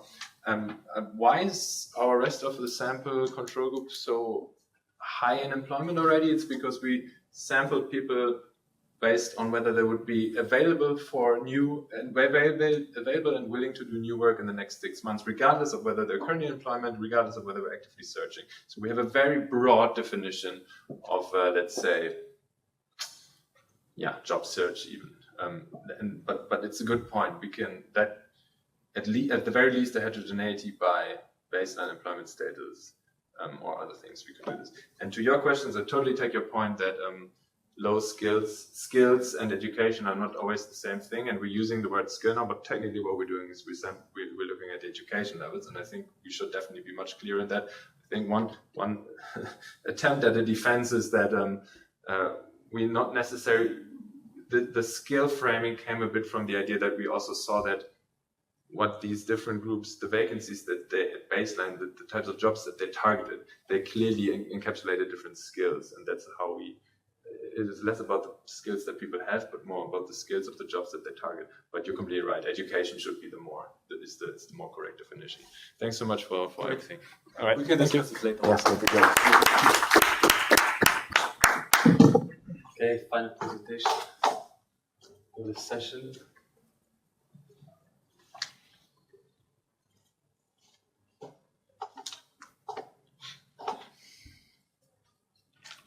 Okay, my name is Tevin Tafese. I'm a researcher at the German Institute for Global and Area Studies and the University of Göttingen, and I'll present work on industrial parks and the local labor market effects of them in Ethiopia today. This is my outline. I'll get through that, so for the sake of time, let's jump right into the motivation and the contribution. So many of you will know that industrialization and structural transformation is at the core of Ethiopia's growth and development agenda. And industrial parks are at the cornerstone to achieve these objectives. And since the first IP, the Eastern Industry Zone, which was built by Chinese investors in 2007, the number of industrial parks in Ethiopia has grown quite a lot, actually. So today, there's around 26 IPs that have either been established or currently being planned. And this has especially occurred in the second half of the 2010s. And as a result, there have been massive FDI inflows to Ethiopia. So FDI has tripled from 1.3 billion in 2013 to 4.3 billion in 2021. And especially in these IPs, there has been a strong focus on the manufacture of textiles and apparel. And so there were also some very big investors, like anchor investors in these parks, global brands such as H&M and PVH. And there has been actually quite some research on the working conditions in Ethiopian IPs. However, so far there's no research on the broader local labor market effects of IPs, right? So in the labor markets around these expanding IPs, which really represent a shock in these communities. Okay, so our contribution is to be the first study to look at that in Ethiopia, one of the fastest globalizing economies in Africa. We use individual level labor market surveys, the LFS, to examine structural change, employment quality, the impact on employment quality, and look at heterogeneities. And we apply a novel continuous measure of actual IP activity exposure based on historical Google Earth satellite imagery. So that's what we're going to do. Our research relates to three strands of the literature. So first, we have papers that look at the labor market impacts of place-based policies, so IPs and SEZs in developing countries, especially in Asia. And there has been documented that agricultural employment generally decreases close to IPs. For example, there's studies on Cambodia, China, India, and Vietnam. Then also some studies, especially those from India and Vietnam, show shifts to manufacturing in these locations. And for India and Cambodia, it has been documented that service employment has increased around expanding IPs. Then we relate to a literature that looks at the economic impact of investment and trade liberalization in Ethiopia. Here, we generally see positive employment spillovers in local manufacturing firms from greenfield FDI. But there's also some competition going on with local firms in the same sector who shrink. Then there's also papers that show shifts in employment from agriculture to mainly services in districts more exposed to trade liberalization that occurred in the late 1990s, early 2000s in Ethiopia, and only minor shifts in manufacturing. And third, we contribute to literature that looks at the working conditions of factory work in Ethiopia. And it has been shown that the IP sector, and we also heard that earlier in the presentation, that there's a high turnover and employment in industrial parks, and industrial conflict is very frequent, especially between foreign employers and workers in IPs. Experimental evidence using RCTs shows short-term adverse effects of industrial work on health outcomes, but actually, like many of these studies also show, like over the long term, there's no significant adverse effects. However, like overall, I think the evidence suggests that the pay in industrial parks is not better than alternative jobs in the local economy, abstracting maybe from agriculture, but even in the informal service economy. So a few words on the background. So as I said, there has been a rapid rise of IPs in the 2010s, especially in the late 2010s. So in the left figure, you can see like the distribution of IPs over the country. So these are the 26 IPs, 19 of which are public and 7 are private. And each region has actually one, although most of them are concentrated like in the central regions, like in and around Addis and parts of the Romania region. And the development of IPs is actually governed by 3 agencies: the Ethiopian Investment Board, the Ethiopian Investment Commission, and the Industrial Parks Development Corporation. And again, in the right table, you can see that most of these parks have been opened in the late 2010s. A bit more on like the characteristics of these IPs. So here we focus on foreign investment projects, which is from data from the Ethiopian Investment Commission. So in the left figure, you can see that the number of projects in investment projects in IPs has increased quite a lot, from 8 projects in 2010 to 178 projects in 2021. And 96% of FDI projects in IPs are actually in manufacturing, compared to 62% of FDI projects outside of IPs. And half of those projects, FDI projects in IPs, are actually focusing on textiles and apparel, compared to only 12% of non-IP projects. So most of the foreign production in textiles and apparel occurs in industrial parks. And in the right figure, you can see that IP projects create significantly more jobs than FDI projects outside of IPs, right? So both in terms of permanent as well as temporary jobs. Coming to the data that we're going to use in our empirical analysis. So as I mentioned before, we use a continuous measure of IP exposure that we construct from historic satellite imagery, and this is actually based on an approach that we take in a comparative paper and similar paper, where we look at labor market transformations due to integration into global supply chains for Vietnam. And Google Earth satellite imagery is available for Ethiopia since the mid-late 2000s. So that imagery actually covers the entire expansion of all of the IPs in Ethiopia, which is very important, obviously, because that's what we want to measure.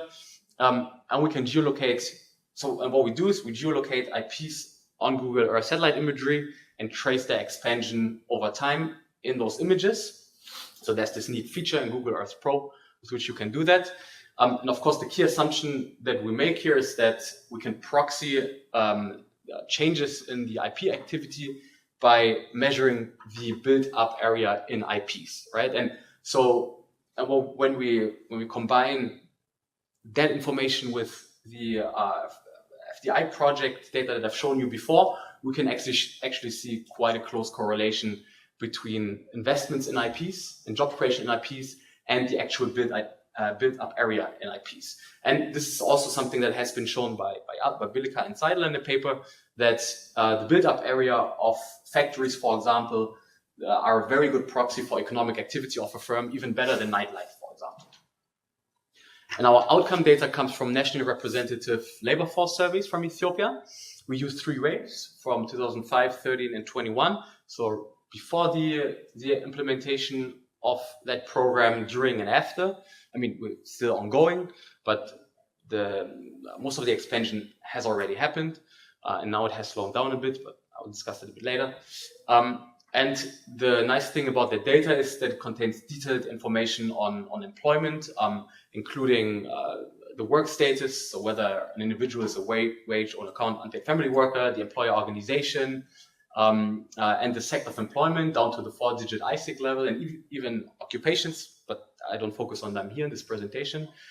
And we have, for a subset of workers, information on earnings. So on the subset of wage workers, unfortunately, the data does not include that information for own account workers, which are of course very important, right? Especially in agriculture and in informal services. So that's one of the caveats when I later get to the impact on earnings. And so what we also have is we have administrative information on the Kebeles. So that's the lowest administrative level in Ethiopia, where individuals and households reside, right? So we know at a very detailed level where these individuals live, which is what we're going to exploit when we bring that data together with the IP data. And so overall, we have like around 380,000 individuals in the sample from 1,900-ish wards. And here you can see for the two largest IPs in Ethiopia what we did. So on the leftmost image, you can always see that's always a point in time prior to the establishment of an IP, and you can see the designated area where the IP is going to be built, but it's not there yet. And on the rightmost image, you can see like the final year of the sample, where you can see like the built-up structures that have appeared. And what we actually do is like we trace that expansion for all the years in our sample period, so that we can generate like a continuous measure of IP exposure, IP built-up area, which we measure in hectares. And that you can see here for each of 21 of Ethiopia's IPs. So we exclude several of the agro-processing IPs that are not active yet anyway. And so really focus on the IPs that focus on manufacturing. And you can see that in 2005, so prior to the program, there had been no built-up area, right? So no IP had been established at that point. In 2013, the first two IPs had partially been established, the Bolelemi and the Eastern Industry Zone. And then most action happened between 2013 and 2021, where most of the IPs had actually been established. But you can also see that there's quite some variation in the built-up area across the IPs. And the average IP size, only 5 minutes left, really? Okay, then I have to speed up a bit. The average IP size is like 32 hectares, but as I said, there's significant variation. And the overall total built-up area grew from 0 hectares in 2005 to 4,000 hectares in 2021. And so what we do is, as I said, we combine that the household level geolocation with the IPs at the lowest administrative level in Ethiopia. We have to exclude the Chingwere region because of the war. So in 2021, there was no survey. And the Somali region, because we don't have that detailed geographic information for that region. And here in this right table, you can see like some the pre-treatment location characteristics. And the main message of this table is that locations closer to the IP are more densely populated, more urban. The individuals living there are older and more educated, and there's a higher share of wage work in private enterprises and manufacturing. So these are more urban areas than those that are further away from the IPs. So our empirical strategy, we use a concentric ring approach. So we measure the effect of IP exposure within 10-kilometer distance bins up to radius of 13 kilometers around an IP. So as I said, our treatment variable is a continuous variable of IP built-up area measured in hectares. So we have 3 of them for the 0 to 10 kilometer, 10 to 20 kilometer, and 20 to 30 kilometer bin. And so individuals that live further than 13 kilometers actually serve as the control group, right? And we estimate our baseline specification is a simple two-way fixed effects regression specification with these three treatment terms, and then a bunch of controls. We have like time variant individual level controls, like gender of an individual's age and educational attainment. We have ward level, so Kibele level, time invariant information, like whether a ward is in a treatment group or not, and whether that ward is rural or urban. And then we use a bunch of fixed effects, like year fixed effects, district fixed effects, and district year fixed effects, and we cluster the error at the district level.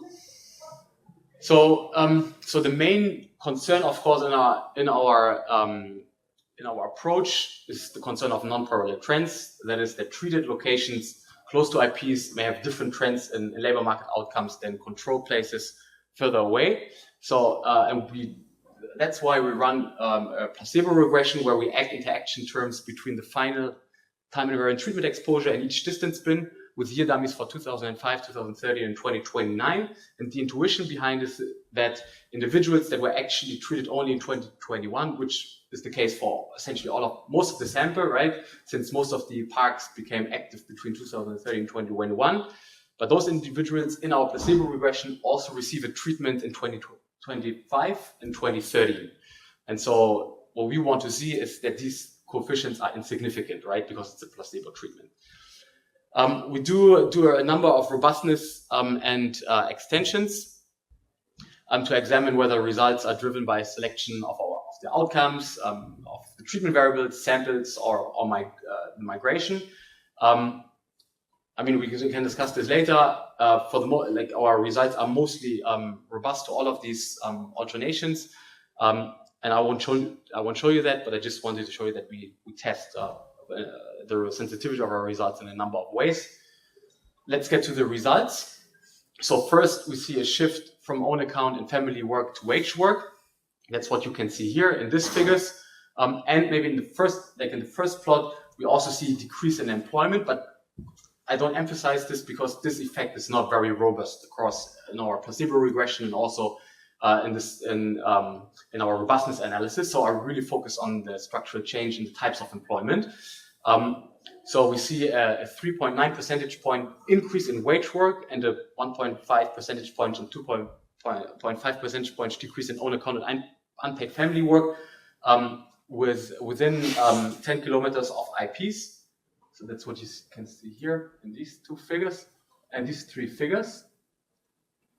And we see a shift from agriculture to construction. That's what you see here in these figures. For agriculture, we see a 5.8 percentage point decrease, or 85% decrease in agriculture within 10 kilometers. And only a moderate increase in manufacturing in this figure of 0.9 percentage points or 6%, but a large increase in construction, which you can see here. So 3.7 percentage point or 32% increase within 10 kilometers of IPs. And as you can see, the effects dissipate with distance. That was also the case in the previous slide. We don't see significant heterogeneity. Somewhat surprisingly, we don't see significant heterogeneities across gender. So these effects hold for both men and women. The effect of construction is somewhat stronger for men than for women, but the rest is pretty similar. And we see weak evidence of wage growth in locations close to expanding IPs. Recall that these plots only show the data for wage workers and not on account self-employed workers. However, the effect is only significant at the 10% level. So, and as I said, this is also not very robust, this result. So in the paper, we really don't emphasize this result. We're not very confident in this. And in the left plot, you see the overall effect on wages, and here the within sector effect on wages when we control for 4-digit sector fixed effects. And you can see that when controlling for 4-digit sector fixed effects, the coefficient is even further reduced, making wage growth insignificant. And in general, this is the final graphic, the final table. we generally don't see a differential pre-trends, and this you can see by the missing stars in all of these regression years for these interaction terms, right? So the absence of significant coefficients indicates that there's no treatment effect prior to the treatment. The only exception is again like the effect on the probability of employment and on wages, which is why, as I said, we don't emphasize these findings since we have like some pre-treatment trends here. Okay, which brings me to the conclusion. So Ethiopia has accelerated its integration into the global economy, primarily through export-oriented IPs. We've used historic satellite imagery of IP expansion and detailed NLFS to examine the local labor market impacts of that integration.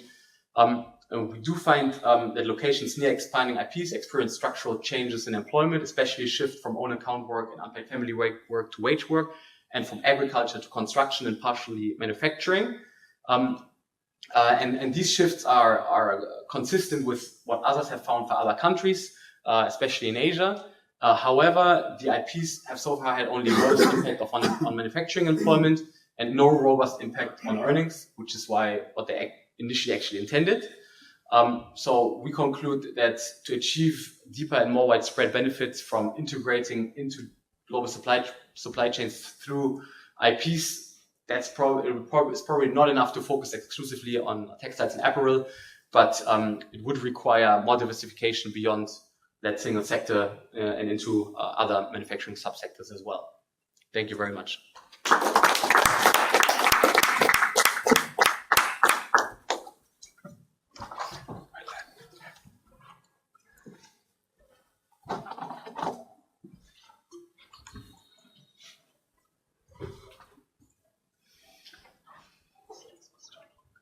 Thanks, Tafese. I read this paper with a great interest. It's quite interesting and well done. Just to recap what you have said, the contribution you had, me working within the Investment Commission of Ethiopia, we've been very much struggled to find evidence of backing how the industrial park is really impacting the economy, the labor market broadly. So this would definitely be a thing that can help us to understand better.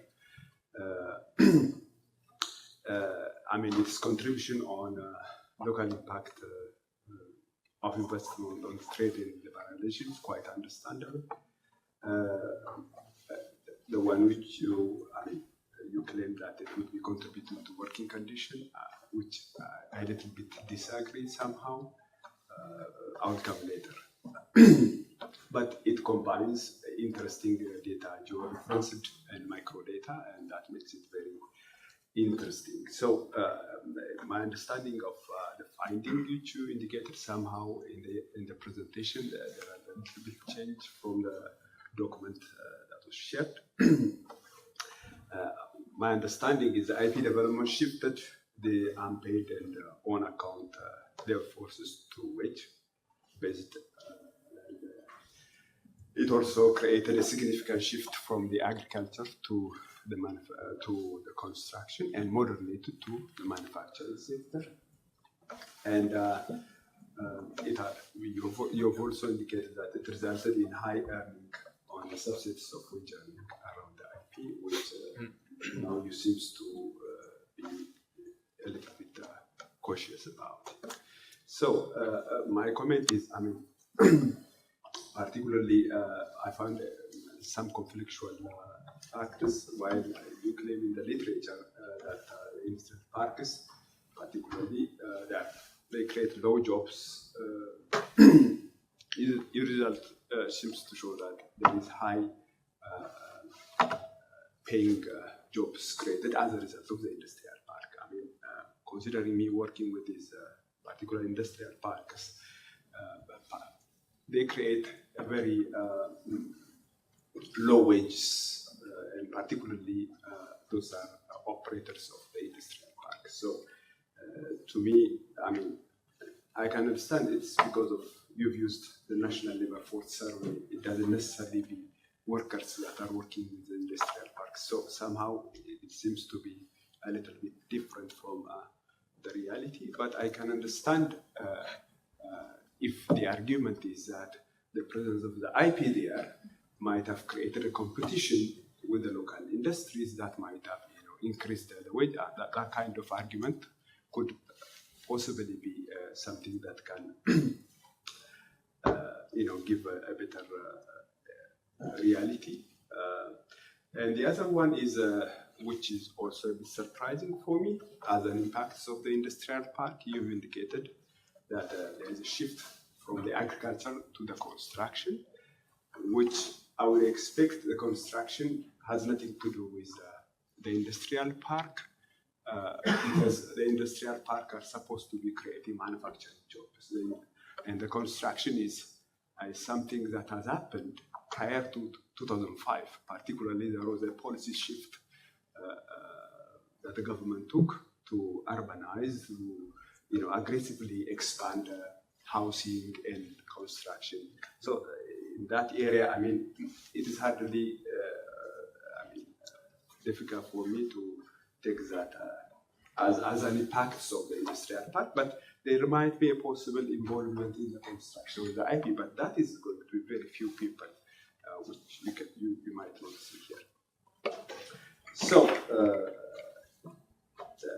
in terms of,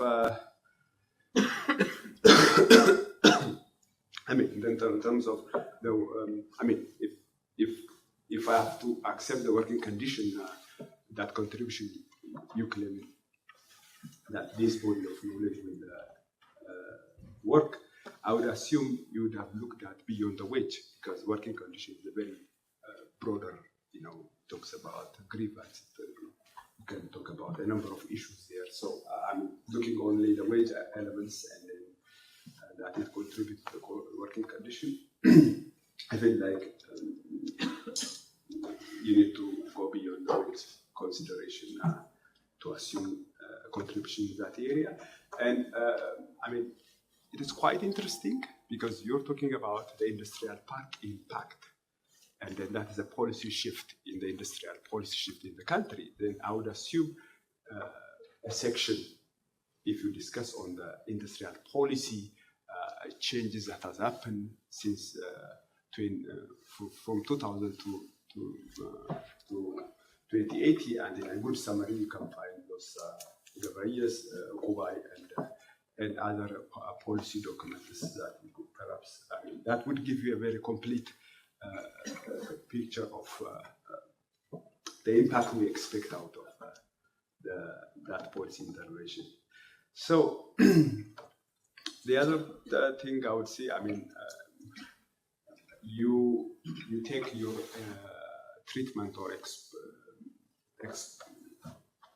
exposure within a range of 30 kilometers, but we source labor force as far as 200 kilometers away from the industrial park. In a sense, there are impacts far away from that particular area. So you assume perhaps some of the controls within the 200 kilometers. So there would be a possible,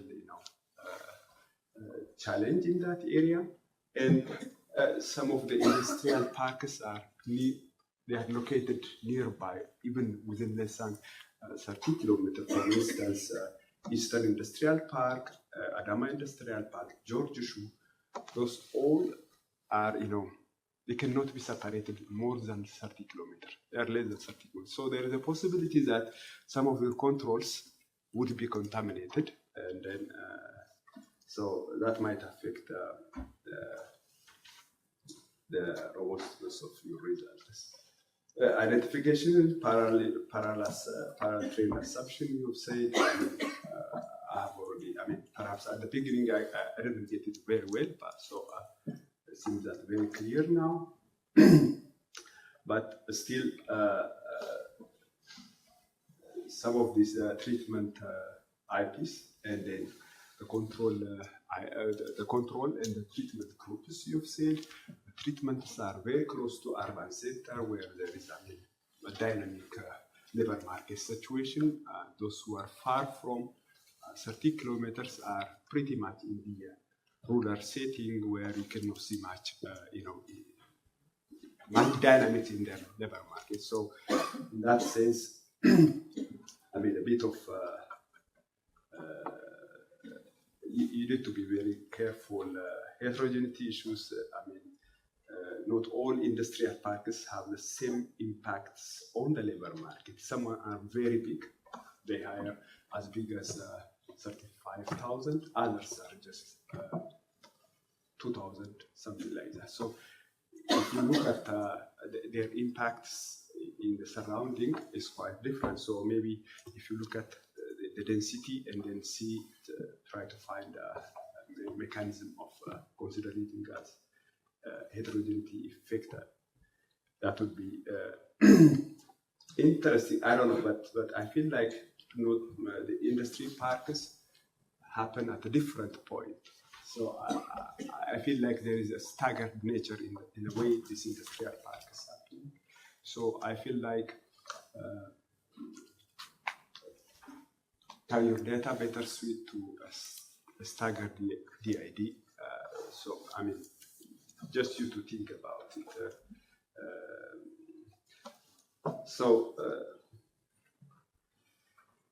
I don't get the alternative outcome. Check you who died and to the agua.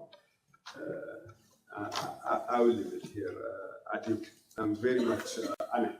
I read it very well, and then I like it very much. And I think if you really get some of these things, and me working with the Investment Commission, we would be very happy to take it forward for further policy inputs. Thank you very much.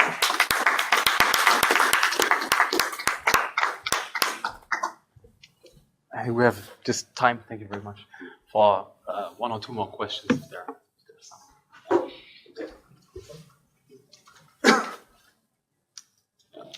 Is there some way to look at the Thanks. Was there something to look at the spillover effects? I mean, like this is to the industrial policy literature, your treat industry. Of course, we expect that industry to do better. The interesting question is like whether there are spillover to like upstream and downstream industries. I wonder if it makes sense in the LFS to exclude the particular ward where people are working at, and then look at the surrounding wards to the industrial park. Right, I mean that I think would be a good gauge of spillover. I think that might be a very interesting margin to look at. The other thing is that I think the previous point on heterogeneity is very interesting. I think does it make sense to look at of industrial parks that primarily produce products that compete with local firms, and those that do not? I don't know if that's actually something that's happening in this context. Thanks. Yeah. We can talk later. Okay. Yeah. Mine is just a very quick question. Thanks for the really interesting presentation. I saw that the industrial parks were sort of clustered in this channel, sort of in the center. And your research is really interesting because it shows that essentially the people who are benefiting from these jobs are like within a 30-kilometer radius of these parks. So I guess my question would be, do you think that these parks are really detrimental for kind of considerations of inequality? Should they be placed in different places, like regionally more spread out across the country? And how would you weigh that up against, I guess, economic considerations of making sure that these parks are economically and financially viable? How would you balance that? Okay. I think Fekadu, we can discuss bilaterally, right, the many points, but I can just briefly respond to what you just said.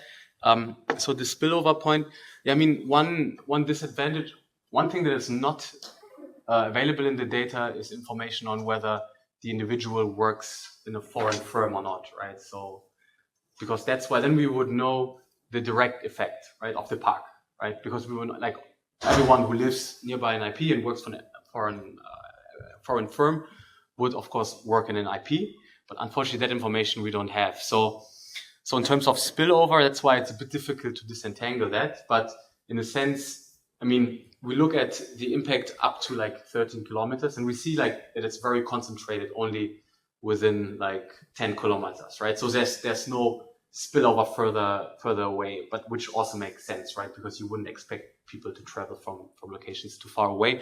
In terms of like industry, like linkages, yeah, I think that you usually do with firm level data, right? So with the individual level data, I don't know if it makes too, I mean, we showed like transitions in industries, so it speaks a bit to that, but beyond that, I don't know if it makes too much sense in this context. Then the question on the heterogeneity, if IPs compete with, if we can distinguish whether they compete with local firms. So one can do that, but again, this is then rather like a different study where you don't look like at individual movements across sectors, but more like in depth studies that look at FDI and local firms, right? So, but that's this different study that's interesting in itself, but this is not really what we look at, like the crowding out, crowding in type of facts. And then in terms of like the final question, the inequality aspect, yeah, I mean, in principle, so I mentioned that we did a similar study for Vietnam, and for Vietnam, we find that the parks are actually much more distributed also across rural areas. So for Ethiopia, they're mostly in like urban and peri-urban areas, but for Vietnam, they're also in rural areas. But that, of course, only works if you have like the support infrastructure. So if you have like roads, like road network, like energy, like a grid, right? So these are like the prerequisites for any investor, right? Who wants to establish an industrial park or invest into a factory industrial park. So in theory, yes, I think this would be good to have that. More industrial parks in rural areas, but in practice, I think that's very difficult at this point in time. I think for Vietnam, it was also like, because Vietnam started already 30 years ago, and today, of course, you have many in rural areas, but 30 years ago, they also started, of course, in locations that are very, like, have high infrastructure density and so forth. So, like, prospectively, that makes sense, but at the moment, I think it's not so realistic. Okay, thank you, everyone, for being here. See you around.